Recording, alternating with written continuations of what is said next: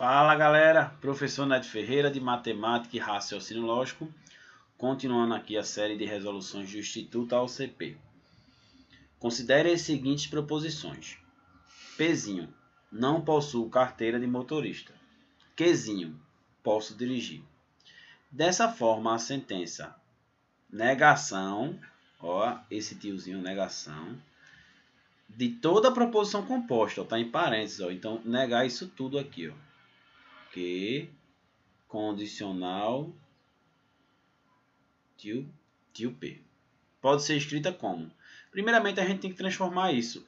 A negação de uma condicional. Como é que a gente acha a negação de uma condicional?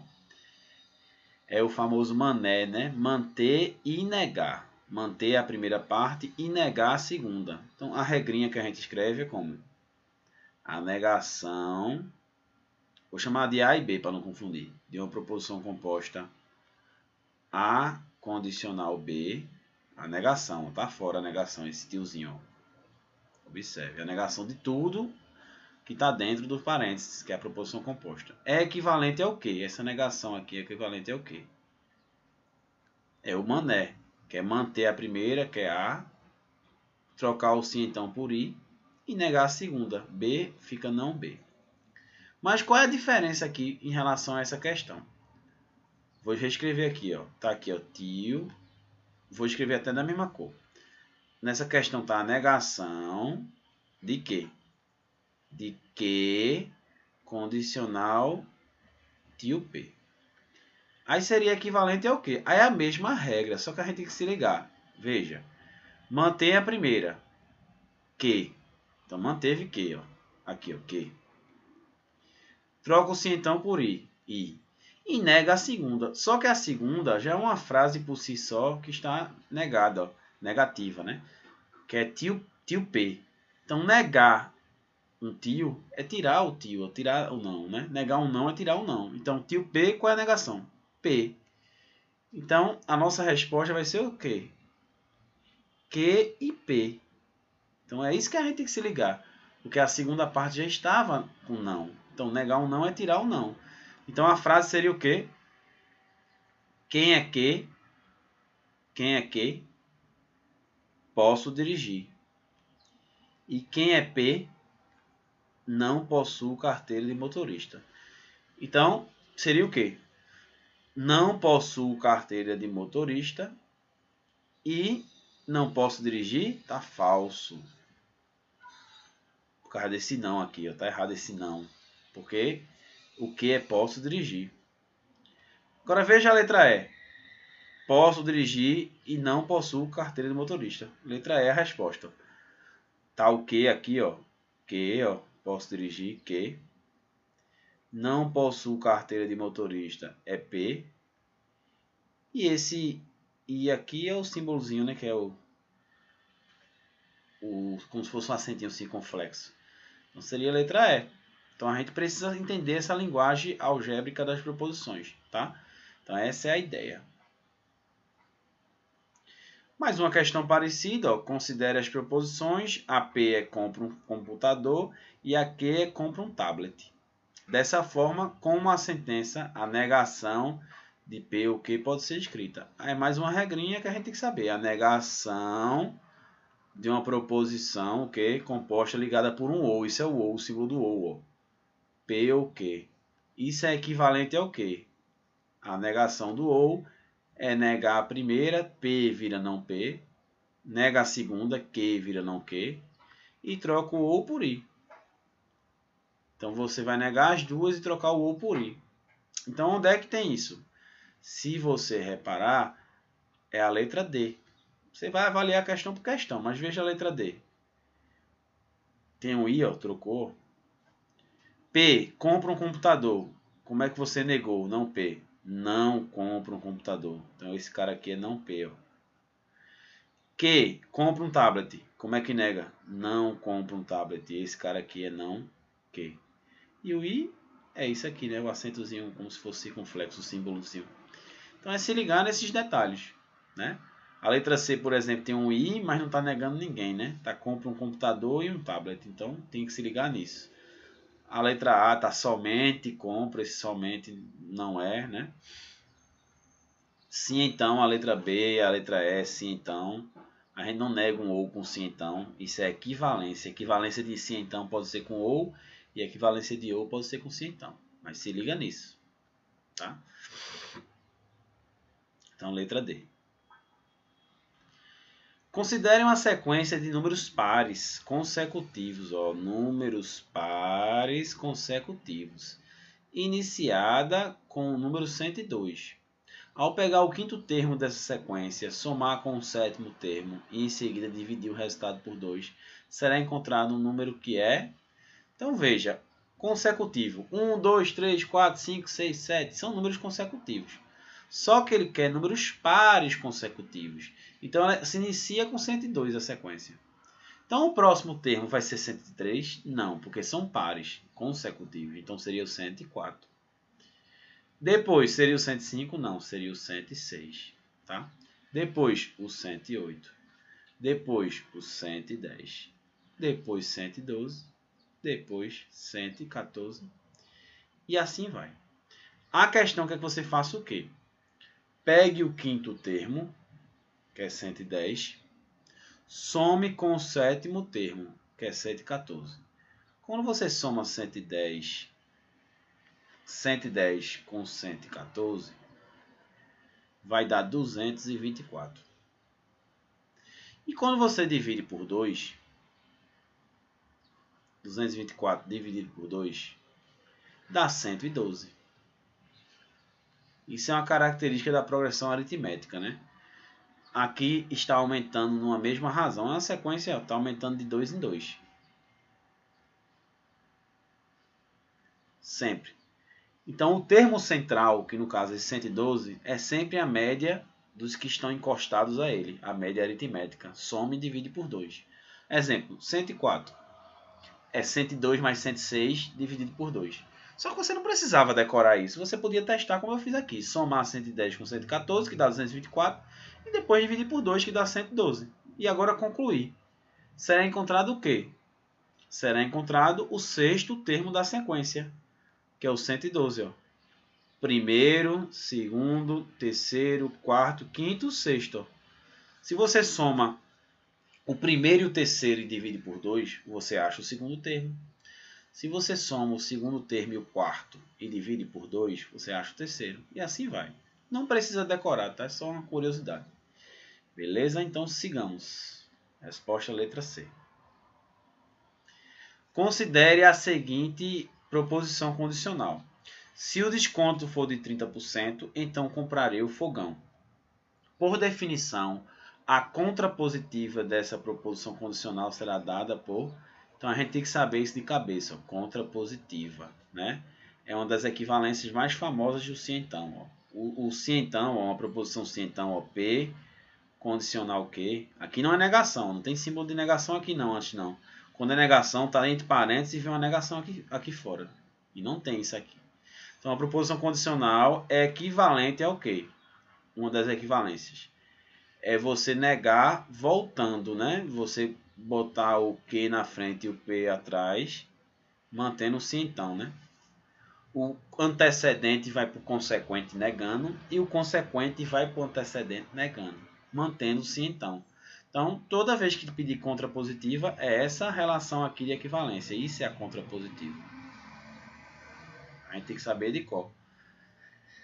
Acaba decorando de tanto fazer. Mas uma dica que eu sempre dou aos meus alunos. Pega uma frase conhecida, dando certo nela, todas as outras serão a mesma regra. Como assim? Inventa assim, vamos dizer, tu coloque se chover, não jogo bola. Beleza. A condição, se chover eu não vou jogar bola. Se você quiser, você bota se chover, então não jogo bola. Se você quiser, pode botar então não jogo bola. Mas esse então pode ficar omisso, né? Se chover, então não jogo bola. Observa que tem um se então, ó. Se então. Vamos dizer que eu invertesse as posições agora. Ó. Se jogo bola. Se eu joguei bola, o que é que significa? Significa que não choveu. Então, não choveu. Concorda? Porque eu disse que se chover, eu não jogo bola. Se eu joguei bola, é porque não choveu. Concorda? Então, qual é a lógica disso aqui? Ó? Observa que o cara que está aqui vai lá para frente. E o cara que está aqui vai lá para trás. Só que negando, ó, não jogo bola, viga jogo bola. Né? E chover fica não choveu. Negou também. Então essa é a regra. Isso é que é contrapositivo. Aplicando isso do chover e jogar bola, tudo vai dar certo. Sempre a mesma regra. Então aqui a frase é: se, deixa eu colocar de outra cor, se o desconto for de 30%, então comprarei o fogão. Então vai ser com sim então? Vai, que a contrapositiva é de sim então para sim então. O comprarei o fogão vai lá para frente negando. Então vai ficar não comprarei o fogão. Então eu já eliminaria a letra A, que está dizendo aqui que vai eu comprar o fogão. Você não vai comprar, você vai ser não comprar. Elimina a letra D, porque aqui tá, não está o fogão na frente, está o desconto. Tu fica entre a B e a C. A B e a C, ó, não comprar o fogão, vou até botar, ó, tá certo, a B e a C no momento aqui, ó, se eu não comprar o fogão e se eu não comprar o fogão. Agora vamos ver a parte da frente indo para trás. O desconto for de 30%, vai lá para trás. Vai ser o quê? O desconto não foi de 30%, ó, negou. Então a alternativa aqui, mantenha-se então e troca as posições negando, é a letra B. Ó. Comprarei o fogão, vai lá para frente. Eu não comprarei o fogão. O desconto foi de 30%, vai lá para trás. O desconto não foi de 30%. Então isso que é a contrapositiva, beleza? Cai muito e é bom saber. Isso é uma equivalência do sim então. A mais famosa. Ela e o Neumann, né? E a gente chama de Neymar. Que você troca o sim então por ou, nega a primeira parte e mantém a segunda. Beleza? Essa questão 5, ó, considere a seguinte proposição condicional se você usar a pasta dental X e YZ, então seus dentes ficarão mais claros. Por definição, a recíproca dessa proposição condicional será dada por... Então, é uma questão que é raro cair. Eu coloquei aqui só de desencargo de consciência, mas eu chamo a atenção porque é raro cair recíproca. O que seria recíproca? Recíproca é isso. É quando você tem um sim, então, um A condicional B. Aí você vai e inverte, ó, B condicional A. Essa é a recíproca. É você inverter sem negar. Porque a contrapositivas você tem que negar, né? Já ouviu aquelas frases na matemática? A recíproca é verdadeira. Por exemplo, quer ver uma frase de sim então que a recíproca é verdadeira? Se é dia 1 de janeiro, então é primeiro dia do ano.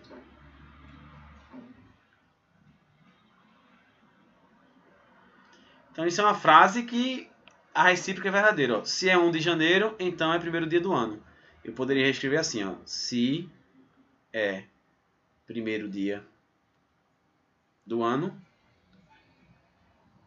então é 1 de janeiro. Quando você inverte as posições do antecedente e do consequente sem negar, não muda. Então, frases em que a recíproca é verdadeira, no sim então, podem ser escritas como se somente se, que é a seta dupla. Eu poderia escrever: é dia 1º de janeiro se somente se for o primeiro dia do ano. Então, isso é um exemplo de frase. Exemplo, se é 1º de maio, então é o dia do trabalhador. Se é o dia do trabalhador, então é dia 1º de maio. São frases amarradas. Nem todo sim então é recíproco, né? Porque eu falo, se eu sou recifense, então eu sou pernambucano. Se eu sou pernambucano, então eu sou recifense? Não necessariamente. Então, nem todo sim então é recíproco e são verdadeiras. Só que a questão pediu para você escrever a recíproca. Então, a recíproca é o quê? Você mantém o sim então e só inverte as posições. Então, seus dentes ficarão mais claros. Vai lá para frente. Seus dentes ficaram mais claros. Você usar a pasta dental. Vai lá para trás. Você usou a pasta dental. Então, a recíproca está na letra D. É uma questão rara de cair. Mas eu coloquei porque já caiu, né? Mas probabilidade é muito raro. Cai muita contrapositiva, mas recíproca não. Então, ó, se conservou. Seus dentes ficarão mais claros. Foi lá para trás, lá de trás para frente, sem mudar nada. E você usou a pasta dental, foi lá para trás sem mudar nada. XYZ, né? Então seria a letra D. Beleza? Se negarmos a proposição, todos os alunos possuem facilidade em resolver problemas de raciocínio lógico. Teremos. Então, a proposição quantificada, né? Quando a gente tem todo, eu sempre digo, ou você decora ou você pode ter uma lógica, né? Quando eu chego numa sala de aula e falo, todo homem é feliz. Como é que eu nego essa ideia aí? Como é que eu nego isso? Negação. Negação disso. Eu não preciso ser radical e dizer que nenhum homem é feliz. Basta que um não seja feliz, eu já estou negando. Então eu poderia reescrever assim, ó. Algum homem não é feliz.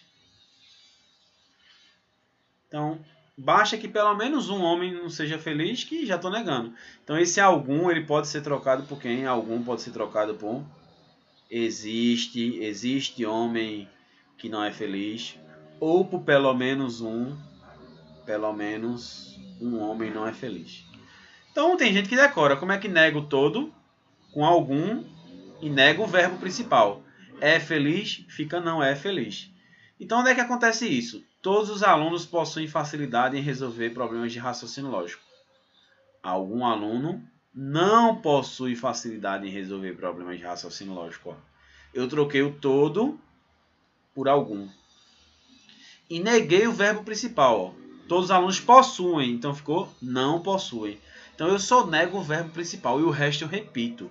Possui facilidade em resolver problemas de raciocínio lógico. Não vá se embananar e achar que tem que negar. Só nego o verbo principal. O resto fica intacto. Troco o todo por algum e nego o verbo principal repetindo o resto.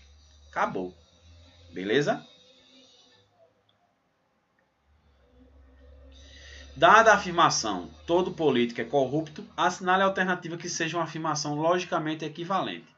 Então veja, essa questão aí não é negação, ele quer uma equivalência. Todo político é corrupto. Eu chamo a atenção, você poderia fazer por diagrama ou por sim então. Toda vez que você vê uma frase de todo A é B, você pode reescrevê-la como se é A, então é B. Se você escreve ó, todo A é B. Você pode reescrevê-la como se é A, então é B. E por que isso ajuda, Neto? Ajuda porque ó, todo político é honesto, todo político é corrupto. Então, se é político, estou reescrevendo. Então, é corrupto. Ele não quer uma equivalência disso. Ele não quer uma equivalência disso. Então, como é uma equivalência de sim então? Eu posso reescrever com outro sim então, que é a contrapositiva. Eu poderia reescrever assim, ó. Se não é corrupto, esse corrupto vai lá para frente negando, então político vai o quê? Negando. Não é político. Veja o que aconteceu. Eu usei a contrapositiva. Então é muito comum isso. Muita gente não usa esse artifício. Ajuda muito. Ó. Se não é corrupto, então não é político. Então isso é a mesma coisa que eu usei o quê? Todo Todos que não são corruptos,